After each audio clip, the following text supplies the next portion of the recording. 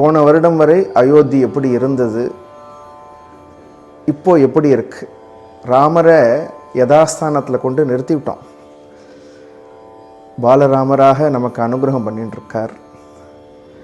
அப்பேற்பட்ட அந்த அயோத்தியில் அந்த ராமருக்கு வேத பாராயணம், 4000 திவ்ய பிரபந்தம், ஸ்ரீமத் ராமாயண மூலபாராயணம், ஸ்ரீமத் ராமாயண சங்கீத உபன்யாசம், பல பாகவதர்கள் ராமரை கொண்டாடக்கூடிய ரீதியில் பல 10 பாகவத கோஷ்டிகள், அப்புறம் 10 சங்கீத வித்வான், பெரிய பெரிய வித்வான், சங்கீத வித்வான்களில் இன்றைக்கி இருக்கக்கூடிய 10 சங்கீத வித்வான்கள் இந்த நாம சங்கீர்த்தன மேலால் அயோத்தியில் திருவையாறில் வந்து கலந்துக்கிறார்.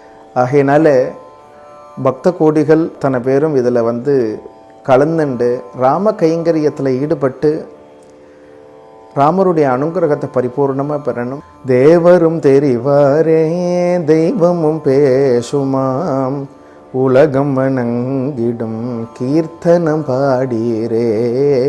ஹரே ராம ஹரே ராமா ராம ராம ஹரே ஹரே, ஹரே கிருஷ்ண கிருஷ்ணா கிருஷ்ண கிருஷ்ணா ஹரே ஹரே.